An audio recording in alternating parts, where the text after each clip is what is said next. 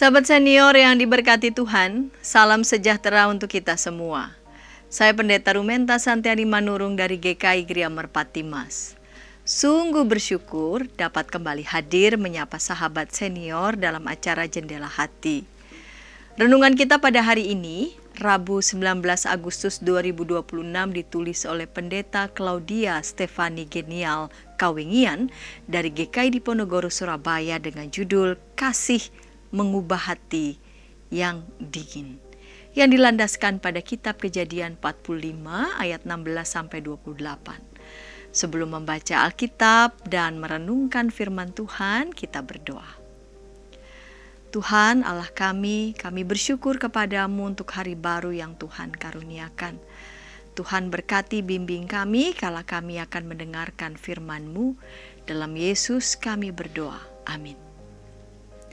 Sahabat senior, nas yang menjadi pusat perenungan kita pada hari ini adalah Kejadian 45 ayat 26. Saya akan bacakan untuk kita, dengarkanlah firman Tuhan. Mereka menceritakan kepadanya Yusuf masih hidup, bahkan dialah pemegang kuasa atas seluruh tanah Mesir.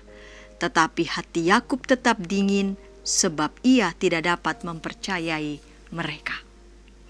Sahabat senior, setelah sekian tahun tidak bertemu dengan putrinya yang tinggal di luar negeri, seharusnya Oma Yuni merasa gembira. Namun ia justru bersikap dingin dan keras terhadap putrinya. Sang putri telah berusaha dengan berbagai cara untuk mengajaknya bercakap-cakap, tetapi Oma Yuni hanya sedikit berbicara dan jarang tersenyum. Padahal selama ini ia dikenal sebagai pribadi yang ramah. Tampaknya ia merasa kesal karena selama bertahun-tahun putrinya tidak pernah pulang menjenguknya. Hal serupa juga dialami oleh Yakub. Ia bersikap dingin terhadap anak-anaknya karena mereka dianggap bertanggung jawab atas hilangnya Yusuf. Meskipun peristiwa itu telah berlalu bertahun-tahun, Yakub masih menyimpan kesedihan dan kemarahan terhadap kakak-kakak Yusuf. Mereka, yaitu kakak-kakak Yusuf, berusaha memperbaiki kesalahan masa lalu dan memulihkan kepercayaan ayahnya.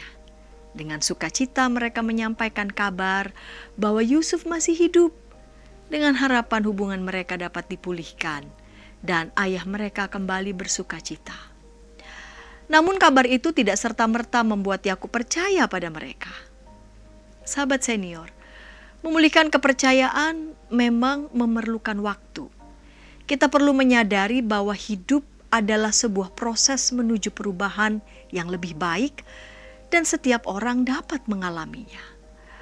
Marilah memberi kesempatan kepada orang yang pernah mengecewakan kita untuk menjalin hubungan yang baik kembali. Mari kita berdoa.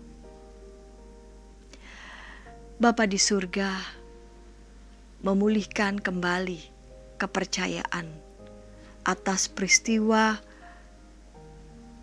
yang lalu yang menimbulkan luka yang dalam memang membutuhkan waktu. Namun setiap kami ya Tuhan diberikan ruang untuk berproses. Bahwa setiap kami punya kelemahan, setiap kami punya lubang-lubang yang kapanpun kami bisa terjatuh. Ajar kami Tuhan agar lewat peristiwa itu semua kami dapat belajar sesuatu. Belajar sesuatu yang membuat kami sadar dan membuat kami kembali bangkit, memperhatikan apa yang perlu kami perbaiki dan bertumbuh.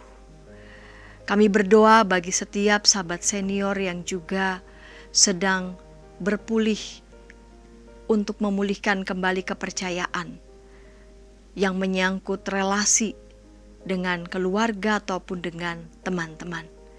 Tuhan, hanya Engkaulah satu-satunya yang dapat membantu kami agar kami dapat melewati dan dapat memproses masa-masa di mana kami luka dan kepercayaan itu pelan-pelan dapat kami bangun kembali.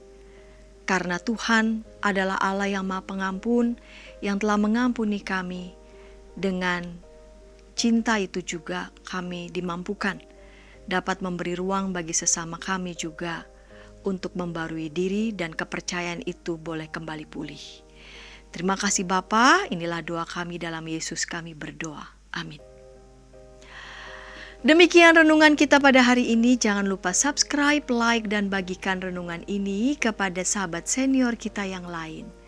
Dan jika ada sahabat senior yang ingin didoakan, mari menyampaikan pokok doa saudara ke nomor 081281889191, atau sahabat senior juga dapat mengakses website terbaru YKB di www.ykb-media.org. Kami dengan senang hati akan mendoakan saudara.